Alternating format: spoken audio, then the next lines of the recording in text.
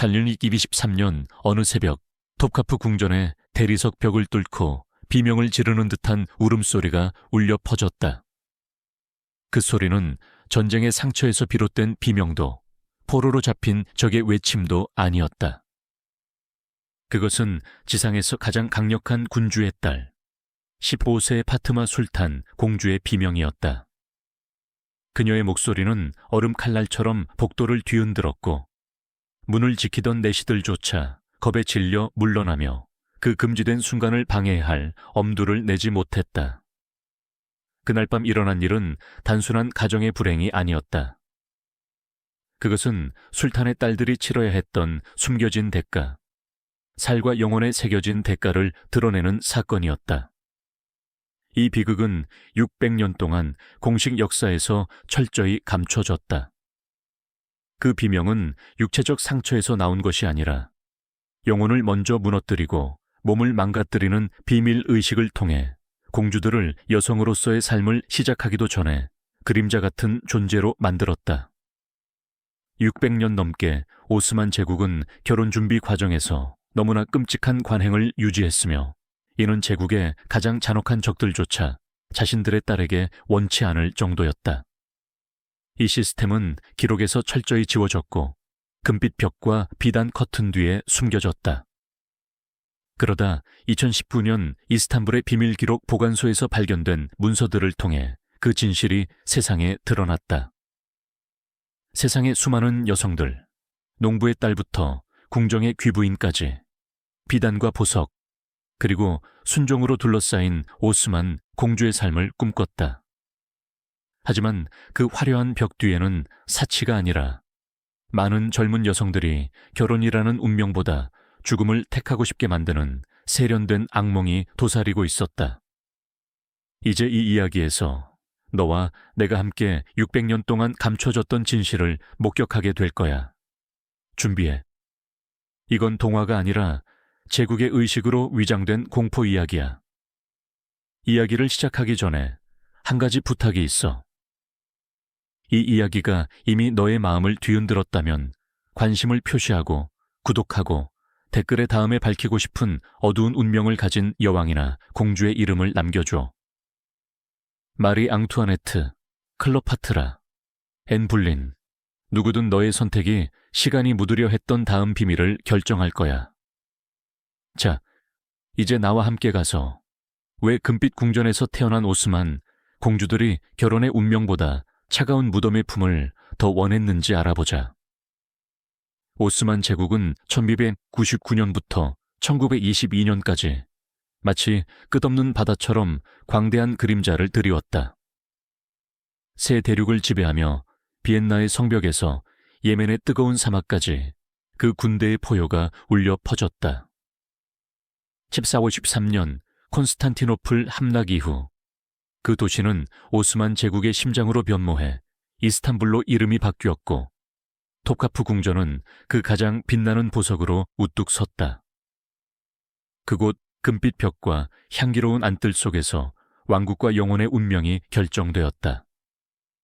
비밀의 방과 끝없는 복도 뒤에 숨겨진 황실의 하렘은 전성기에는 800명 이상의 여성이 사는 또 다른 세상이었다. 그곳은 비단과 권력의 실로 짜인 폐쇄된 우주였다. 모든 숨결이 감시당하고 모든 행동이 승진이 될 수도 단죄가 될 수도 있었다. 처무렉 30년 솔리만 대제 술레이만 1세가 그의 아내 휴렘에게 하세키 술탄이라는 칭호를 부여하면서 하렘은 단순한 쾌락의 공간을 넘어 음모, 동맹, 그리고 조용한 여성들의 전쟁이 벌어지는 무대가 되었다. 대부분 유럽의 먼 땅에서 포로로 잡혀온 기독교 노예이거나 북아프리카 시장에서 사들여진 첩들은 하렘에 들어와 상승에 대한 희망을 품었다. 그들의 나날은 음악, 자수, 시, 그리고 순종의 의식으로 채워졌고 술탄의 눈길을 끌어 노예 신분을 권력으로 바꾸려는 꿈을 꾸었다. 아이러니하게도 고향에서 강제로 끌려온 이 젊은 여성들은 제국의 정점에서 태어난 딸들보다 더 많은 자유의 기회를 가졌다. 1583년부터 1256년까지의 이른바 여성 술탄 시대는 여성들이 오스만 왕조의 운명에 강렬한 족적을 남긴 시기였다. 퀘셈 술탄이나 투르한, 하티제 술탄 같은 여성들은 정치를 주무르며 전쟁을 결정하고 단호한 손길로 오스만 역사의 장을 썼다. 하지만 이들이 권력의 정점에 오르는 동안 황실의 혈통을 이은 공주들은 더 어두운 미래에 갇혀 있었다. 그들은 외교적 게임판의 말, 반란을 억제하거나 강력한 파샤들의 충성을 보장하기 위해 쓰이는 인간 동전이었다. 이런 배경 속에서 천류 민업 6년 아흐메드 1세와 무시무시한 퀘셈 사이에서 파트마 술탄이 태어났다. 파트마는 향기로운 정원과 천문학 수업, 아랍어와 페르시아어 필사본, 그리고 그녀의 지성을 칭송하는 학자들과 그녀의 아름다움을 찬양하는 기록자들 사이에서 자랐다. 하지만 그녀의 학식도, 재능도, 어머니의 보호도 그녀를 요람에서부터 쓰여진 운명에서 구하지 못했다. 그녀는 권력과 순종을 보장하기 위해 결혼으로 내몰렸다. 상대는 전투로 단련된 지휘관 다마트카라 무스타파 파샤였다. 그는 그녀보다 20살 연상으로 페르시아와의 전역에서 충성을 다진 인물이었다. 그 결혼에는 사랑도, 선택도, 심지어 연민도 없었다.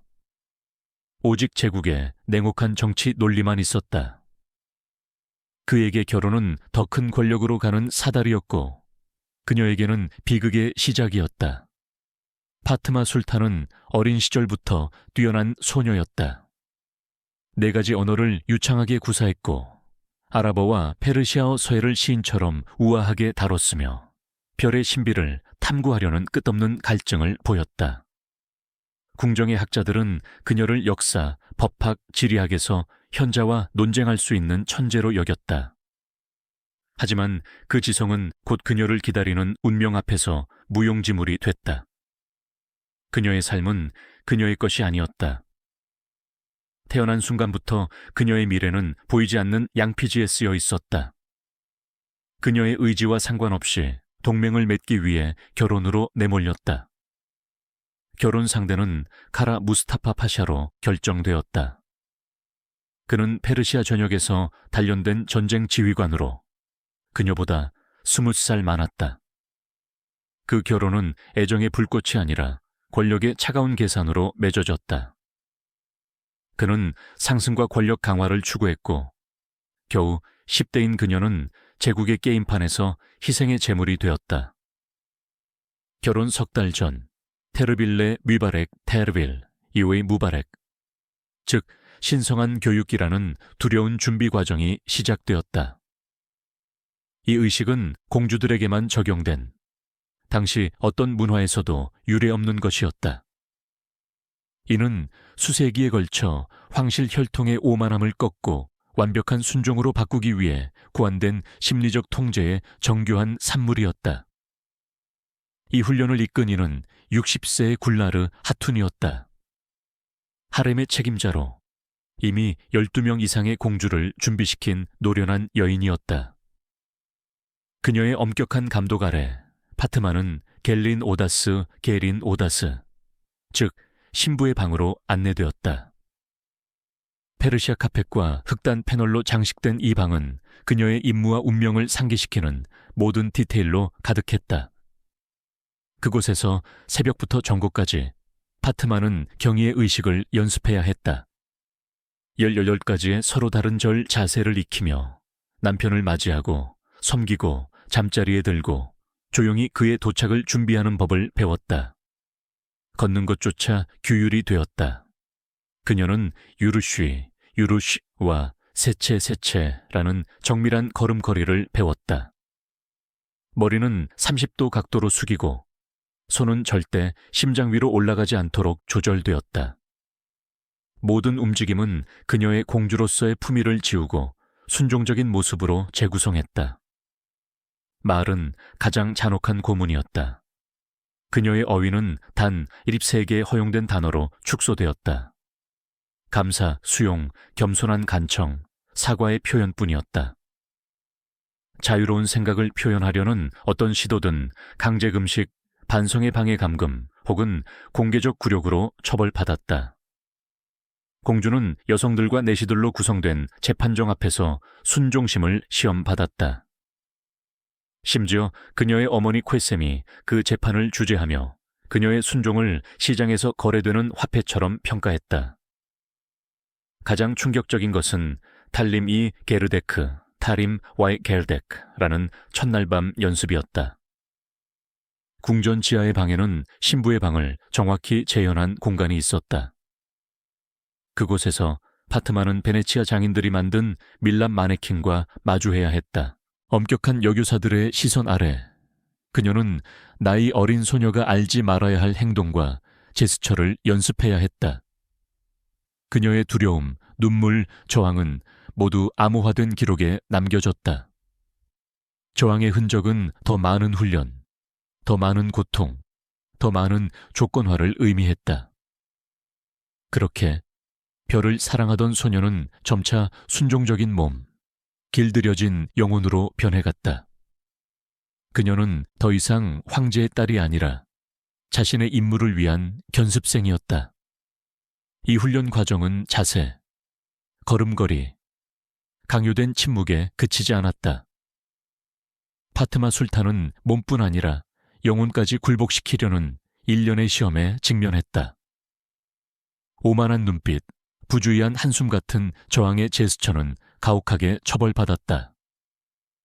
처벌은 기진맥진할 때까지의 장기 금식, 반성의 방이라 불리는 축축한 감옥의 감금, 혹은 궁정 여성들 앞에서 굴욕적으로 의식을 반복하는 것이었다.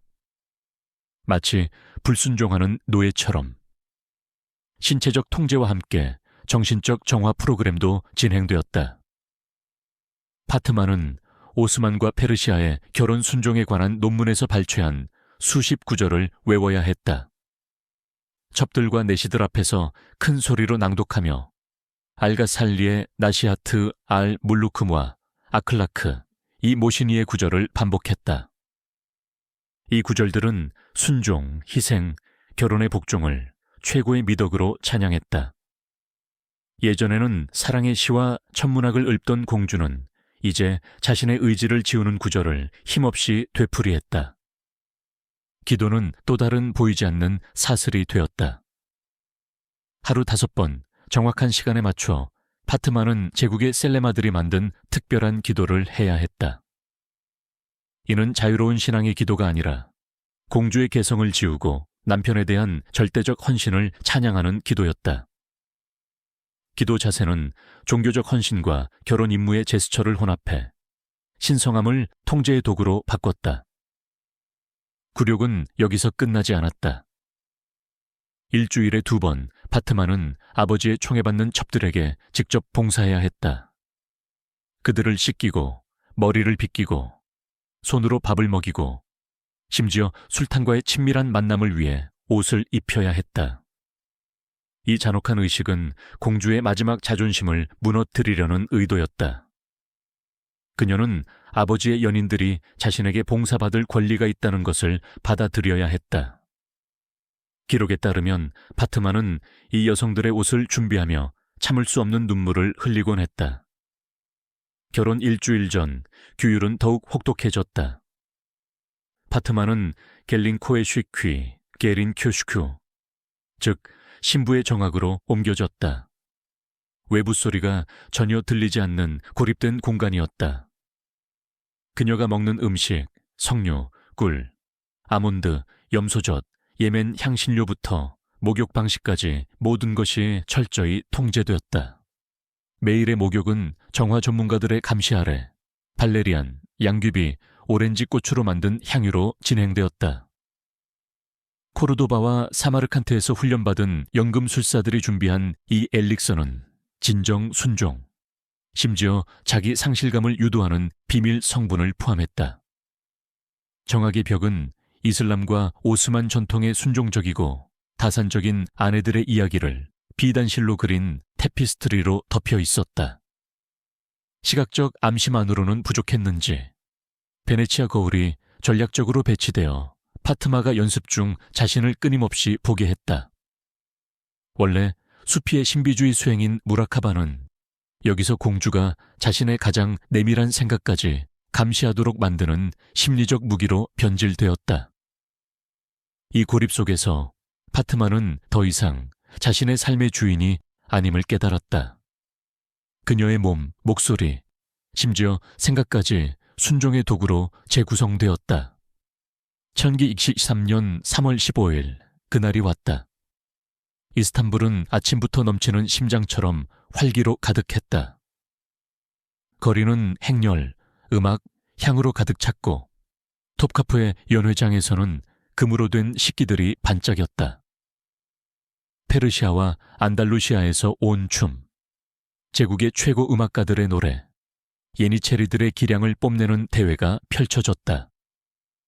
백성들에게는 하늘에 바치는 제전처럼 보였지만 젊은 공주에게는 형벌의 서막이었다. 기록자들은 파트마가 입술이 마르고 멍한 눈빛으로 침묵 속에 있었다고 전한다. 궁정의사들은 오늘날 불안 발작이라 부를 증상을 기록했다. 3월의 서늘한 날씨에도 불구하고 떨림, 식은땀, 완전한 식욕 상실, 숨이 끊어질 듯한 호흡 곤란. 공개적인 화려함과 그녀 내면의 공포는 극명한 대조를 이뤘다. 마지막 잔이 들리고 민간 손님들이 궁을 떠나자 가장 두려운 행렬이 시작되었다. 파트마는 신부정학으로 호송되었다. 메흐메드 2세 시대로 거슬러 올라가는 고대 설계에 따라 지어진 팔각형 건물로 정화, 헌신, 완성이라는 세 가지 의식을 위해 세 층으로 나뉘어 있었다. 이 건축은 우연이 아니었다. 모든 구석은 공주의 취약성을 강화하고 의식을 완전한 복종의 행위로 만들기 위해 설계되었다. 첫 번째 층, 타즈하 카투 타차 카투는 정화의 공간이었다. 파트마는 몇 시간에 걸친 의식 목욕을 견뎌야 했다. 카라라 대리석, 다마스크 장미, 제스민, 샌다루드, 소말리아 엠버그리스로 향을 낸 물이 그녀의 피부를 감쌌다. 연금술사들은 아편, 만드라고라 추출물, 비밀 물질로 만든 연고를 발라 진정과 복종을 유도했다. 의사들은 이 상태를 임무의 황홀경이라 묘사했지만 영혼은 조용히 비명을 질렀다. 두 번째 층, 테슬림 카투, 텔림 카투는 헌신의 공간이었다. 파트마는 흰 비단의 금실과 페르시아만 진주로 장식된 신부 의상을 입었다. 겉으로는 왕족의 옷처럼 보였지만 몸을 움직이지 못하게 하는 숨겨진 잠금 장치와 끈이 포함되어 있었다. 무거운 왕관, 자유를 제한하는 발찌와 팔찌, 도망칠 수 없게 만드는 두꺼운 신발. 이 의상은 사치로 치장된 감옥이었다. 파트마가 복종의 상징으로 변하는 동안 그녀의 미래 남편 카라 무스타파 파샤는 전혀 다른 의식에 참여했다.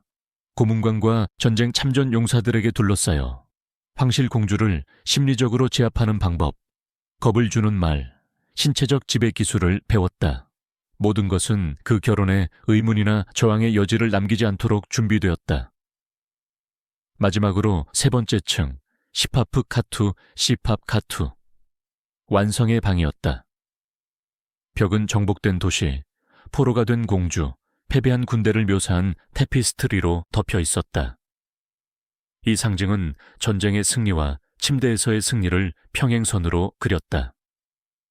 가구는 신체 통제에 능숙한 장인들이 만든 것으로 숨겨진 밧줄, 진정 효과가 있는 오일이 스민 쿠션, 의지를 꺾는 희미한 조명으로 설계되었다. 그곳에서 파트마는 가장 두려운 밤을 맞았다. 숨이 끊어질 듯한 그녀는 정치적 동맹에 살아있는 제물이 되었다. 공식 기록은 이 결혼을 왕조의 승리로 묘사했지만 그 방의 침묵 속에서 그녀의 영혼을 영원히 바꾼 비극이 잉태되었다. 시파프 카투의 문이 행렬 뒤에 닫히자 파트마는 남편과 단둘이 남았다. 당시 의학 문서는 그 몇 시간 동안 일어난 일을 영혼의 완전한 붕괴라 묘사했다. 그때까지 몇 달간의 규율과 굴욕을 견뎌낸 소녀는 더 이상 일관된 반응을 보일 수 없었다. 그녀의 몸은 통제할 수 없이 떨렸고 목소리는 알아들을 수 없는 중얼거림이 되었으며 눈빛은 보이지 않는 세계를 헤매는 듯했다.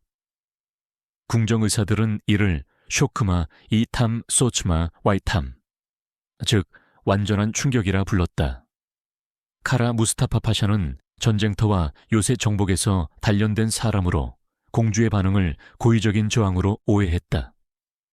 그는 배운 대로 위협적인 말, 권력의 제스처, 계산된 신체 접촉을 사용했다. 하지만 그가 마주한 것은 반항이 아니라 완전히 무너진 어린 영혼이었다. 싸울 상대가 없었다. 파트마의 마음은 깊은 해리 상태로 피신해 살아남기 위해 몸을 버렸다. 몇 시간의 실패한 시도 끝에 이루어진 결혼의 완성은 몰래 지켜보던 이들에 의해 충격적인 사건으로 기록되었다. 페르시아어 암호로 쓰인 문서는 내부 출혈, 반복된 의식 상실, 루흐 쉬크메츠 루 숙메츠, 즉 영혼의 이탈을 묘사했다. 그 밤 이후 파트마는 결코 예전의 그녀로 돌아오지 못했다. 이후 며칠간 그녀의 행동은 하렘의 가장 엄격한 교사들조차 놀라게 했다. 그녀는 선택적 침묵에 빠졌다. 직접적인 질문에만 속삭이듯 대답했고 식욕은 완전히 사라져 강제로 밥을 먹여야 했다. 이유 없이 시작된 울음은 몇 시간씩 이어졌다. 더 끔찍한 것은 공포의 병이었다. 믿을 만한 내시조차 남성이 나타나면 공황 상태에 빠졌다. 급추한 호흡, 극심한 땀, 갑작스러운 실신. 궁정의사들은 이를 처녀의 우울이라 진단했지만 현대적으로 보면 이는 돌이킬 수 없는 트라우마였다. 약초, 음악, 수피의 영적 연습으로 치료를 시도했지만 예전의 생기를 되찾지 못했다. 학자들과 논쟁하던 빛나는 소녀, 천문학과 시를 사랑하던 그녀는 사라졌다. 대신 순종적이고 멍한 존재감 없는 그림자가 남았다. 그녀의 책은 닫혔고 악기는 먼지로 덮였으며 즐기던 정원은 버려졌다. 카라 무스타파 파샤와의 결혼은 기계적인 동거로 변했다. 아이가 생겼고 공개 행사도 있었지만 사적인 공간에는 침묵과 거리가 지배했다. 파샤는 전쟁터와 아편에 의지해 공주를 망가뜨린 의식의 도구였던 자신의 죄책감을 달래려 했다. 파트마는 그 밤 이후 29년을 더 살았다. 의식의 장식, 강요된 어머니, 말없는 아내로. 1952년 공식적으로 뇌열로 기록된 그녀의 죽음은 결혼 기념일과 겹쳤다. 궁정의 많은 이들에게 이는 우연이 아니었다. 그날 기억의 무게가 그녀의 영혼을 완전히 덮었다. 파트마 술탄의 사례는 예외가 아니었다. 이는 여러 세대에 걸쳐 반복된 패턴의 거울이었다. 세기 후 먼지와 침묵 속에서 발견된 궁정 기록은 수십 명의 오스만 공주들이 비슷한 운명을 겪었음을 보여준다. 어떤 이는 침묵에 갇혔고 어떤 이는 자살이나 광기로 도피하려 했으며 몇몇은 기록에서 완전히 사라졌다. 제국의 정밀한 시스템은 불편한 흔적을 지우고 조심스럽게 작성된 기록에 미사역으로 포장했다. 최근 번역된 문서들은 두 번째 결혼을 피하려 스스로 죽은 척한 공주들, 침묵 속에서 자매들과 비밀 코드로 소통한 이들, 심지어 술탄에게 직접 이혼을 요구하며 깨질 수 없는 시스템에 도전한 용감한 이들의 이야기를 드러냈다. 수세기 동안 금지된 지하실과 기록 보관소에 묻혔던 이 이야기들은 가장 깊은 어둠 속에서도 여성의 저항이 빛났음을 보여준다. 파트마와 그녀 같은 이들의 비극은 불편한 진실을 드러낸다. 절대 권력은 그것을 구현하는 이들을 항상 보호하지 않는다. 오히려 그들을 자신의 위대함의 첫 번째 희생자로 만든다. 세상은 오스만 공주들을 사치와 권력으로 둘러싸인 존재로 상상했지만 실상은 동맹과 구조를 유지하기 위해 생명을 희생시키는 보이지 않는 사슬이었다. 오늘 뒤를 돌아보며 황실의 하렘은 음모와 비단의 무대뿐 아니라 강요된 침묵과 억눌린 눈물의 극장이었음을 깨닫는다. 우리가 공주의 동화로 들었던 것은 사실 왕조의 딸들을 집어삼킨 정치적 구조물이었다. 그렇다면 필연적인 질문이 떠오른다. 고대 궁전의 기록 보관소에는 아직 얼마나 많은 비밀이 숨겨져 있을까? 유럽, 러시아, 중국의 궁정은 어떤 어두운 의식을 감췄을까? 왕조의 위대함을 지탱하기 위해 내몰린 여성들은 어떤 대가를 치렀을까? 파트마의 이야기가 너를 뒤흔들었다면 앞으로의 폭로에 함께해줘. 구독하고 이 이야기를 동화 뒤의 진실을 알아야 할 이들과 공유해. 그리고 댓글에 다음에 밝히고 싶은 여왕이나 공주의 이름을 남겨줘. 러시아의 찰이나 중국의 황후, 유럽 왕의 딸 중 누구든. 숨겨진 진실을 알 때만 우리는 역사의 위장을 벗기고 권력의 이름으로 희생된 이들의 목소리를 들을 수 있다.